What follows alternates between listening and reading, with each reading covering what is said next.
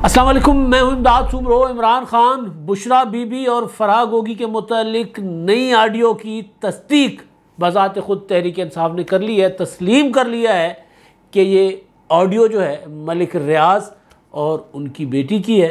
तहरीक इंसाफ ने हुकूमत मुखालिफ तहरीक रोक दी है, हुकूमत की तरफ से की गई पेशकश भी ठुकरा दी है और इंतखाबात में जाने का ऐलान कर लिया है।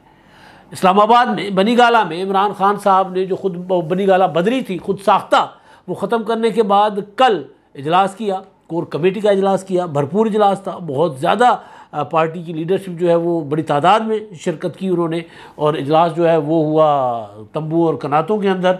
और उस इजलास में तहरीक इंसाफ ने मुख्तलिफ इशूज़ पर गौर व खोज किया, लेकिन जो फ़ैसले थे वो नहीं हो पाए। कोई बड़ा फ़ैसला तहरीक इंसाफ नहीं कर पाई। वजह वही जो मैंने आपको बताया था कि इमरान खान साहब मुशावरत के बग़ैर फ़ैसले कर रहे हैं, लिहाजा उनके फ़ैसलों को कबूलियत नहीं मिल रही। इसीलिए मुनासिब ये जाना गया कि जो फ़ैसले पहले से तयशुदा थे उन्हीं को आगे लेकर चलना है। लॉन्ग मार्च नहीं, तहरीक नहीं, अभी इंतज़ार करो कि पॉलिसी पर तहरीक इंसाफ चल रही है। लेकिन वो जो ऑडियो वाला मामला है वो बड़ा दिलचस्प है। वो ऑडियो जो आपने सुनी है जिसमें मलिक रियाज साहब मुबैना तौर पर उनकी साहबजादी, अब मुबैना तौर पर शायद ना ही कहें क्योंकि तहरीक इंसाफ तो कह रही है कि बाप और बेटी की ऑडियो है, तस्दीक कर रही है तहरीक इंसाफ। तो वो ऑडियो जो है, उस ऑडियो में आपने सुना है कि क्या क्या हुआ है, कि जी वो क्या क्या कहा गया है। कहा यह गया कि जी मलिक रियाज साहब की साहबजादी मलिक रियाज को कह रही हैं कि जी मेरी फराह गोगी से बात हो गई है। वो ये कह रही है कि उनकी अगले हफ्ते मुलाकात होनी है और उस मुलाकात में सारे मामला तय हो जाएंगे वगैरह वगैरह। और फिर वो अंगूठी जो है वो हीरे वाली जो डायमंड है वो 5 कैरेट का होना चाहिए, 3 कैरेट का कबूल नहीं है खातून अव्वल को यानी बुशरा बीबी को। और उन्होंने कह दिया, खान साहब ने भी कहा कि जी मेरी गारंटी है सारे काम ओके हो जाएंगे वगैरह वगैरह वगैरह। वो वाली ऑडियो, उस ऑडियो पर क्या किस तरह उसकी तस्दीक हुई है और क्या उस ऑडियो पर तहरीक इंसाफ ने कहा है उस पर मैं बाद में आऊँगा। लेकिन असल कहानी ये थी कि कल का जो मसला था, असल कहानी ये है कि जो कल के इजलास में रखा गया था मामला, मुद्दा वो तो था लॉन्ग मार्च का, वो तो था हुकूमत मुखालिफ तहरीक का, इस हुकूमत को गिराने का, इंतखाबात मांगने का। तो उस पर क्या हुआ, उस पर कोई फ़ैसला इमरान खान साहब नहीं कर पाए। फ़ैसले क्या क्या हुए हैं उस पर मैं आता हूँ। इंतखाबात में क्यों PTI जा रही है और इंतखाबात में जाएगी, जिन इंतखाबात में वो जाना चाहती है, तो उसके बाद उसका नतीजा क्या हो सकता है उस पर मैं आता हूँ। लेकिन पहले जो वज़ीर आज़म शहबाज शरीफ साहब ने कल लाहौर में एक तकरीब से ख़िताब करते हुए ग्रैंड डायलॉग की पेशकश की थी, उसको तहरीक इंसाफ ने ठुकरा दिया है कि जी हम ग्रैंड डायलॉग नहीं करेंगे।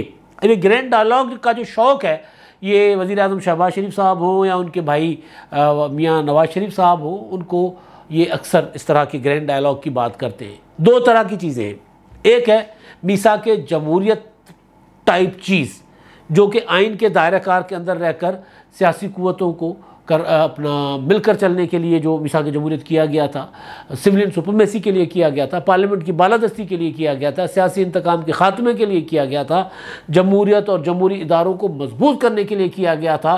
वो तो एक अलग है जिस पर नवाज़ शरीफ साहब और बिलावल भुट्टो ज़रदारी साहब ने इमरान खान की हुकूमत के ख़ात्मे और अपनी इत्तेहादी हुकूमत बनने के बाद मुलाकात में तय किया था कि मीसाक जमहूरियत के जो मामला, जो चीज़ें रह गई हैं, उन पर अमल दरामद के लिए जो है वो दोबारा मिल बैठा जाएगा। ये इत्तफाक हुआ था और मीसाक जमहूरियत पार्ट 2 भी किया जाएगा। कल मैं सुन रहा था कि सिराजुल हक साहब जो है वो भी मीसाक जमहूरियत की बात कर रहे थे कि मीसाक जमहूरियत होना चाहिए, मीसाक मईशत होना चाहिए। लेकिन ये होता है पॉलिटिकल पार्टीज़ के अंदर, उसमें पॉलिटिकल पार्टीज़ पार्लियामेंट के ज़रिए तय करेंगी कि अब इस पर अमल दरामद के लिए इदारों का किरदार क्या हो सकता है। फ़र्ज़ कर लेते हैं कि जी ISI का सियासी किरदार, उसमें मीसाक जमहूरियत में बहुत क्लियर बात है कि वो पार्लियामेंट उस पर कानून साजी करेगी। जजेस की तकर्रुरी, पार्लियामेंट उस पर फैसला करेगी कि जजेस जो का तकर्रुर किस तरह होना चाहिए ये, और आगे फिर अदलिया का काम क्या होना चाहिए, इलेक्शन कमीशन ऑफ पाकिस्तान कितना बाख्तियार होना चाहिए। तो ये सारे काम हैं जो मीसाक जमहूरियत या इस तरह के पॉलिटिकल डायलॉग के ज़रिए हो सकते हैं, माजी में भी हुए हैं और आगे भी हो सकते हैं। लेकिन जो ग्रैंड डायलॉग और तमाम स्टेक होल्डर्स की बात है, तो मुझे याद पड़ रहा है ऑफर नवाज़ शरीफ साहब ने पहले भी की हुई है। पीपल्स पार्टी का ज़माना है 2008 का, नवाज शरीफ साहब लंदन में बेगम कुलसूम नवाज साहबा के इलाज के लिए गए हुए थे, वहाँ पर उन्होंने एक प्रेस कॉन्फ्रेंस की थी।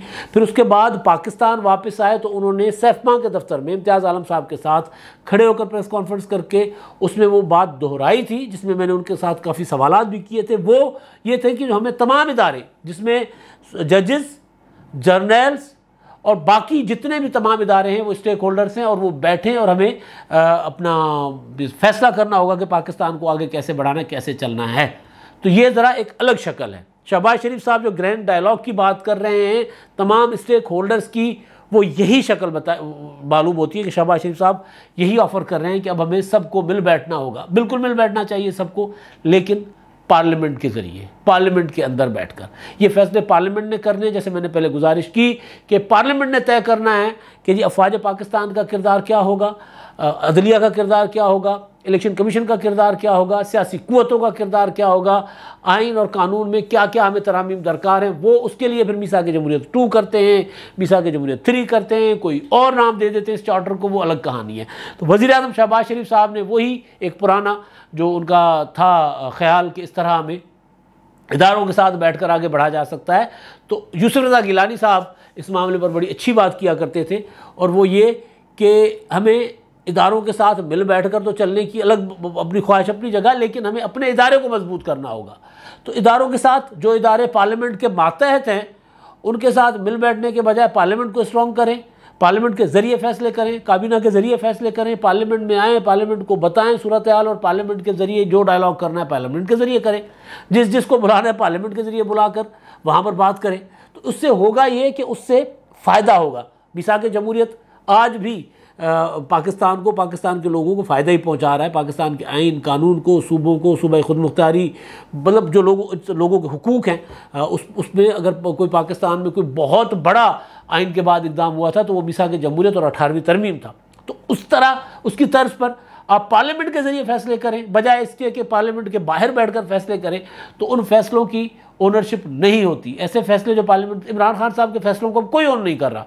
इमरान खान साहब ने जो IMF के साथ मुआहदा किया था, कल शाहमहमूद कुरैशी साहब कह रहे थे कि जी हमने कर दिया था, आप ख़त्म कर दें। तो वो मुआहदा अगर पार्लियामेंट में आता, और आज जो हुकूमत कर रही है जो भी फैसले अगर पार्लियामेंट के ज़रिए करेगी तो उसका फ़ायदा होगा। डायलॉग भी पार्लियामेंट के ज़रिए करे, लाजमी नहीं है कि पार्लियामेंट के ज़रिए डायलॉग का मतलब कि लोगों को पार्लियामेंट में आकर बैठना चाहिए। मतलब जो लोग पार्लियामेंट के अंदर नहीं है, पार्लियामेंट के मेंबर नहीं है, उनके साथ डायलॉग हो सकता है, लेकिन उस डायलॉग की ओनरशिप पार्लियामेंट को लेनी होगी। फैसला पार्लियामेंट के ज़रिए करना होगा। मालाकंडा ऑपरेशन का फैसला पार्लियामेंट के ज़रिए हुआ था। नवाज शरीफ साहब के ज़माने में नेशनल इलेक्शन प्लान पार्लियामेंट के ज़रिए उस पर अमल दरामद हुआ था और बनाया गया था और तमाम कुव्वतों को बिठाया गया था। तो इस तरह के जो ग्रैंड डायलॉग का शौक़ है वो पार्लियामेंट के ज़रिए पूरा होगा, तो उसका फ़ायदा ही फ़ायदा होगा। बहरहाल उस पर पहला जो था रद्द-ए-अमल वो तहरीक इंसाफ की तरफ से आया, क्योंकि बाकी पॉलिटिकल कुव्वतें जो हैं वो तो तकरीबन हुकूमत में हैं सिवाय जमात इस्लामी के। तो उन्होंने तो उस पर शहबाज शरीफ साहब की जो पेशकश है अभी फ़ौरन उसका रद्द-ए-अमल नहीं दिया। वज़ीर आज़म साहब इसको बताएंगे कि उसकी शक्ल क्या होगी, किस तरह की ये का ग्रैंड डायलॉग होगा, कौन कौन किस किस को बिठाया जाएगा।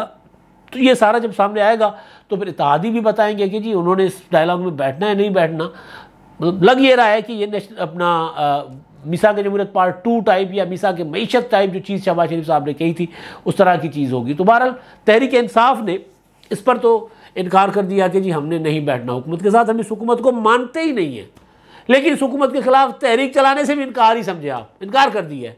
कल जो इजलास हुआ है कोर कमेटी का, इमरान खान साहब ने तकरीबन 15 दिन की खुद साख्ता इस्लामाबाद बदरी, बनी गाला बदरी ख़त्म करने के बाद जब वो हेलीकॉप्टर के ज़रिए बनी गाला में उतरे तो उसके बाद इजलास हुआ। और इजलास से पहले बहुत ख़बरें चलाई गई कि इमरान खान साहब के ऊपर कोई धावा बोला जाएगा। वो बाबर रहमान साहब की वीडियो का मैंने आपको कल बताया था कि धावा बोला जाएगा, खान साहब की ज़िंदगी को ख़तरा है, खान साहब को गिरफ़्तार किया जाएगा, ये होगा वो होगा। तो उस पर तो वज़ीर दाखिला जो है राना सनाउल्लाह साहब वो तो बहुत क्लियर थे। उन्होंने कहा कि ज़मानत मनसूख होने के बाद फिर गिरफ़्तारी होगी।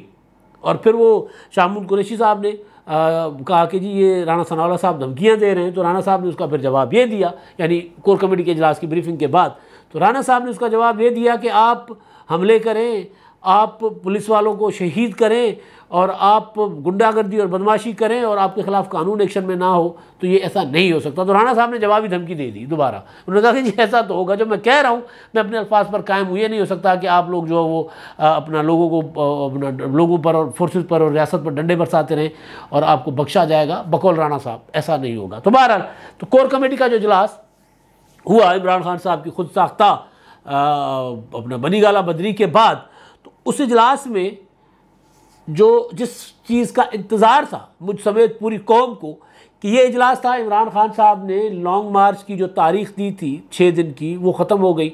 उसके बाद इमरान खान साहब ने मज़ीद 2 दिन लिए, वो भी ख़त्म हो गए।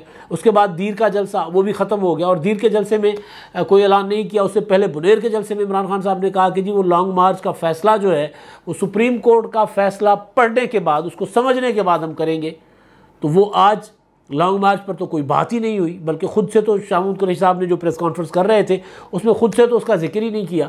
सवाल हुआ था तो उस पर कुरैशी साहब ने कहा कि जी वो हमने सुप्रीम कोर्ट में गए हुए हैं और सुप्रीम कोर्ट का फ़ैसला आने के बाद हम लॉन्ग मार्च का फ़ैसला करेंगे। यानी सुप्रीम कोर्ट का जो फ़ैसला आ चुका है अभी भी उसका इंतज़ार है, यानी लॉन्ग मार्च से तो मामला, क्योंकि राणा सनाउल्लाह साहब ने कहा है कि जी अगर आप इस्लामाबाद चाहे पेशावर से आएंगे चाहे मियांवाली से आएंगे आपको दिन में तारे दिखा दिए जाएंगे। राणा साहब कह रहे हैं, वज़ीर दाखिला कह रहे हैं, और राणा साहब का खौफ तारी है बनी गाला पर। कल से जो खबरें चल रही है कि अगर पुलिस सिक्योरिटी के लिए भी जा रही है तो भी कहा जा रहा है कि गिरफ्तारी के लिए आ रहे हैं, और राणा साहब बयान भी जारी कर देते हैं तो भी कहा जाता है कि धमकियाँ दे रहे हैं, तो खौफ तो तारी है। तो बहरहाल आता हूँ वापस मैं तहरीक इंसाफ के कोर कमेटी के फैसलों पर। लॉन्ग मार्च चिट्टा जवाब, कोरा जवाब के नहीं गलती हो गई थी, हमने एवं ही बोल दिया था, लॉन्ग मार्च की तरफ हम जा ही नहीं रहे, क्योंकि सुप्रीम कोर्ट के जिस फैसले का हवाला शाह महमूद कुरैशी साहब दे रहे थे वो तो आ चुका हुआ है। सुप्रीम कोर्ट ने पीटीआई की दरख्वास्त मुस्तरद कर दी हुई है, वापस भेज दिया, मुस्तरद नहीं की वापस भेज दिया रजिस्ट्रार ऑफिस ने। तो वो दरख्वास्त कह दिया कि अदालत का फैसला आ चुका हुआ है, जिसमें उन्होंने अदालत को कहा था कि हमें बताया जाए कि हम लॉन्ग मार्च पुरअमन कर सकते हैं नहीं कर सकते, ये हमारा हक है, और हुकूमत रुकावटें डाल रही है तो हुकूमत को रोका जाए और रूलिंग दी जाए कि हुकूमत हमारे लॉन्ग मार्च के रास्ते में रुकावट नहीं डाल सकती, हम जहाँ चाहें जहाँ बैठ जाएँ, धरना दें वगैरह वगैरह वगैरह। तो उससे पहले जो 25 मई को जो कुछ हुआ था तो उस पर जो सुप्रीम कोर्ट का फैसला था, 25 मई को सुप्रीम कोर्ट ने इजाज़त दिलवाई थी इमरान खान साहब को, कि हुक्म दिया था कि इजाज़त इमरान खान साहब को लॉन्ग मार्च करके आने दें। तो उसका तफसीली फ़ैसला जो था वो आ चुका हुआ था। उस तफसीली फ़ैसले में सवाल उठाए थे सुप्रीम कोर्ट साहब ने, और DGISI, DGIB और उसके अलावा दीगर जो हुकाम है, chief commissioner Islamabad, IG police, CCPO Islamabad वगैरह से सवालों के जवाब मांगे थे कि बताया जाए कि हुआ क्या था। ऐलान जो है वो अपना अदालत के हुक्म के बाद हुआ था, किस वक्त हुआ था, डी चौक पर पहुंचने का इमरान खान साहब ने किया था, रुकावटें कैसी तोड़ी गई थी, जलाओ घेराव किसने किया था वगैरह वगैरह, इस तरह के सवाल थे। तो उसका मतलब ये था कि जी सुप्रीम कोर्ट ऑफ पाकिस्तान ने इमरान खान साहब के लिए कोई रियायत का ऐलान नहीं किया। वो जो फैसला था अपना कायम रहा। उस फैसले में था कि जी आपने H9 पार्क चले जाना है। तो उस फैसले की आड़ में लॉन्ग मार्च तो तहरीक इंसाफ पी गई, क्योंकि दूसरा लॉन्ग मार्च होना ही नहीं था। मैं आपको पहले दिन से कह रहा हूँ कि लॉन्ग मार्च के लिए इमरान खान साहब को पंजाब से लोग चाहिए, पंजाब से लोग नहीं निकले। आलम यह है कि इमरान खान साहब ने पंजाब की पूरी तंजीम तोड़ दी। वो तो तीनों के तीनों जो पंजाब के सदूर हैं, जनूबी पंजाब, वस्ती पंजाब और शुमाली पंजाब, तीनों के तीनों तब्दील कर लिए, पूरी तंजीमें तब्दील कर ली। तो कल के जो इजलास में जो एक अगली ट्रक की बत्ती निकाली गई है वो ये है कि अब हुकूमत के ख़िलाफ़ जो तहरीक है वो बजट आने के बाद चलाई जाएगी, क्योंकि बजट में हुकूमत ने मज़ीद महंगाई करनी है और वाकई होनी है, और इन्फ्लेशन का ख़तरा है कि इन्फ्लेशन जो है वो यानी अफराद ज़र महंगाई वो कोई 20% से ऊपर चली जाएगी। जब 20% से ऊपर चली जाएगी तो वाकई लोगों की चीखें निकलेंगी। अभी भी लोग चीख रहे हैं, लोड शेडिंग से चीख रहे हैं, महंगाई से चीख रहे हैं। आलम यह है कि आटा तकरीबन 100 को क्रॉस कर चुका हुआ है।